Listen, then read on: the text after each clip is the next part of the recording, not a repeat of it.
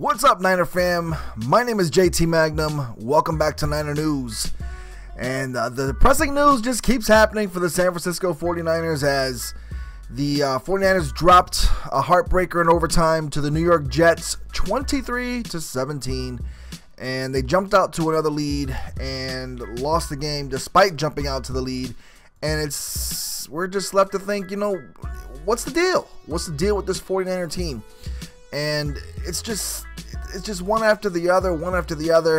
We take the lead and then we lose it either in the second quarter, or we lose it by the third, fourth quarter, or we go into the game close in the fourth quarter and then we lose it. It's just heartbreaker after heartbreaker, and it's just I don't know what to think. I don't know what to think, guys, of this team anymore. I mean, they jumped out, they were running all over the Jets. I mean, surprisingly, I had Carlos Hyde as a sit because I thought the Jets would, bottle them up. But nope, he ran all over them, played phenomenal football, and just lost it. I mean, I don't know what happened. They just stopped running the ball. Kaepernick threw for 17 yards in the second half. That's another thing. Kaepernick sucks in the second half. I haven't seen a game where he's really taken off in the second half. Maybe just one where he brought us back to against the Cardinals or something like that. Maybe in the Dolphins game. But other than that, I mean, Kaepernick's just so in the second half. He's just so period to me, and like I said it a million times. He's not our quarterback. He's not the quarterback of the future. And for those of you who love him, I'm sorry. I mean, I just don't. It's my preference. I don't like him anymore. I don't think he's the quarterback of the future. I don't think he's a good quarterback. I think he needs to just find another team and see if he can do good with them. If he does good for another team, then hey, kudos to him. But I just don't see him as a fit for this 49er team. I just don't see it. Defense failed again, making Bryce Petty look like a Pro Bowler at the end of the game, completing pass after pass and driving the Jets downfield, being able to tie the game, and then on top of that, win obviously in overtime.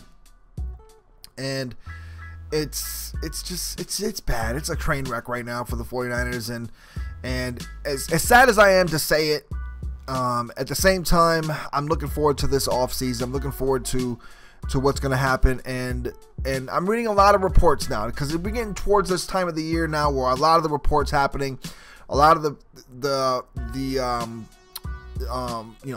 people want to break the stories on what's going on with the 49ers and what's possibly might happen. And a couple stories came up that I found very interesting just now, actually. Jason LaCornfa, I hope I say his name, or Jason LaCanfora from CBS Sports is saying that Jed York will probably be, his power will be taken away. So, I said it before, Jed York is not the owner. His family owns the team. His father and mother basically own the team. Eddie DeBartolo is his uncle. And a lot of people are saying that you can't kick Jed York out because he's the owner. No, he's not the owner. He is the son of the owner, and he is the team president basically, and or CEO, team president, same thing. He can be kicked out. He can have his power taken away, and it looks like they're leaning towards that. And a familiar name has come up, and it's Mike Shanahan, and they don't know if he's gonna maybe come on, or if they're talking to him to possibly come on in a GM capacity or a coaching capacity. I personally would like a coaching capacity because I don't know if he's the type to take on the GM role when he hasn't done that yet, and to take it on with a franchise like the 49ers. I don't know if it's if it's that case, but also I don't know, but if they're talking about Mike Shanahan in a GM capacity and coaching capacity or whatever, that also means that the other reports that I like to talk about is Trent Baalke is likely on his way out, and you cannot picture the amount of angels that are singing above my head right now if that man gets fired. If Jed York on top of that gets fired, then God himself with the angels are singing above me right now, and you won't believe how happy I'd be. But it's unbelievable right now to hear all this stuff, and it gets my heart pumping because it makes me so excited to possibly think that maybe we can turn this thing around, because these two have single-handedly, in my opinion, ruined this franchise. And I want nothing than this 49er team to start being successful again. And right now, all I got to root for is fantasy football. I mean, that's all I have to root for is my 49ers. I get to root for them, hopefully. and fantasy football players. I mean, that's it. That's all I got. And right now, I mean, and it's Jed York and Trent Baalke that did this to me, and I just get upset thinking about them. But another side note, apparently there's a rumor of Jim Harbaugh possibly going to the Rams. How, to me, how fitting would it be Trent Baalke getting fired, Jed York getting a demotion, basically. We get a nice new GM in here, a nice new head coach, or both, basically, and we start winning again, and we get to play Jim Harbaugh every year and beat him. That would be awesome for me. I know a lot of people love Jim Harbaugh. I liked Jim Harbaugh when he was there, and I was liked. I don't know if I love Jim Harbaugh. To me, he was too conservative at times and just cost us games. And he's done it with Michigan. Too conservative sometimes with Michigan, and it's cost him games over there, especially against Ohio State and teams like that. And he's still whining about the refs. I felt that he had all the whining he did in the NFL about the refs cost us games because the refs were so hard on us. And if you notice now, the refs aren't as hard on us as they were before. I mean, they have made calls here and there, but they're not as hard on us as they used to be, and we're not committing as much penalties as we used to. And even if we are, it's not big things. It's not like game-changing things. And I haven't had to complain about referees. I've made videos in the past that have complained about referees, and it was because of Jim Harbaugh. Jim Harbaugh complained so much. I felt that refs kind of targeted the team. They basically was like, this dude won't shut up, so I'm just going to call stuff on him. I don't care. And I know that sounds awful, but at the same time, I think that's what happened. I mean, it's happening to him at Michigan. So it seems to follow him where he goes, and I find that suspect. But anyways, I don't want to talk about Jim Harbaugh. I want to talk about the fact that the Niners hopefully can have a new change next year, and that gets my heart pumping. That makes me excited to hopefully see that happen and see the transition again, and hopefully to get this team up in stature again, because the Cowboys are looking good. The good teams like the Steelers and all those teams, the Patriots, still looking great, and I want to be up there. I want to still be up there with those guys. And you know, we had those 5 Super Bowl victories from God knows, you know, last victory was in 1994. We went to the Super Bowl in 2012, but we lost it thanks to refs, thanks to Jim Harbaugh, in my opinion, because of that. And I want to see change. So hopefully we'll see what happens, but I saw a lot of your comments last week on who you guys like as coaches. Some of you guys were seriously in depth, and I didn't even realize you guys had this many names, and I had to try to do some research on some of them because I was like, holy crap, who are these people?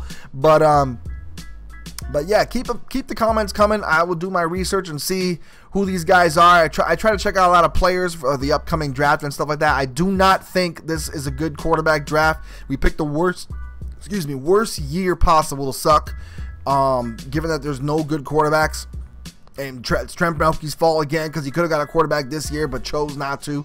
And aka Dak Prescott, I've said it a billion times. But anyways, we'll see what happens. But right now, these stories are crazy. If you want, check out KNBR. That's what I'm reading right now. That's who has a lot of these stories right now running, and like I said, CBS Sports' Jason La Canfora has said that Trent Baalke is good as gone. Chip Kelly is not safe, and the York family will take a bigger role in trying to help guide the franchise from the basement. That means that CEO Jed York would essentially see his power taken away. That's crazy. That is crazy, Niner fan.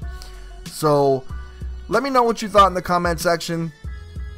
And let me know what you think about Mike Shanahan, because I happen to really like Mike Shanahan. And to be honest with you, he was our offensive coordinator when the 49ers last won a Super Bowl in '94. He's a brilliant offensive mind. He's got a good football mind. He's a good coach. And I think he would bring a nice winning attitude to the San Francisco 49er team. I think he knows what it takes to win Super Bowls. He knows what it takes to have a good team. And if you give this guy some power, he can get some good players and he can get a nice quarterback. Remember, he's the one that wanted Kirk Cousins in Washington. He didn't want RG3. He wanted Kirk Cousins, and he wanted somebody else, and they still drafted RG3. And then on top of that, they drafted Kirk Cousins, and Kirk Cousins ended up being the better quarterback out of the two. So remember that. I mean, Mike Shanahan does, and he also made Tim Tebow look great. I mean, Tim Tebow. Well, no, maybe it wasn't him. Maybe that was the guy, Josh from New England. But still, Mike Shanahan has a good track record with quarterbacks. He's done a decent job, and he's done a decent job building teams into winners. So we'll see what happens. But this is craziness going on with the 49ers, and I'm excited about it. I'm excited to see what they will do next year. So let me know in the comment section what you thought of the game this past week. I don't want to talk about it because just not much to talk about. They were up 14-0, and believe it or not, I knew they would still lose. I even told my wife they're still going to lose. I picked them to lose. I make predictions every week with her parents, my wife's parents. He keeps track of all the predictions, and at the end of the year, we get a gift card, whoever wins. And I picked the Jets. Why? Because I knew they would win. And even when it was 14-0, 17-3, 17-6, and it kept creeping back. And of course, the one game where our kicker starts missing field goals, it's just one after the other. Like it just doesn't stop. It's just we just can't win at this moment. We're basically snatching defeat from the jaws of victory, and that's the complete opposite of what it's supposed to mean. And yes, I said it that way on purpose. Snatching defeat from the jaws of victory. Like we can't freaking win. And hopefully we'll change that around soon if these two guys are freaking let go, because they need to go. They do need to go, and I'll be happy and celebrating, like I said, when they do go. You believe me, I might have to make a video popping champagne, doing something. I don't even drink champagne, but you know what? I'll pop it for the heck of it. I'll pop sparkling grape juice. I don't know. But I'm telling you right now, I'm going to celebrate. Why? Because I want them gone.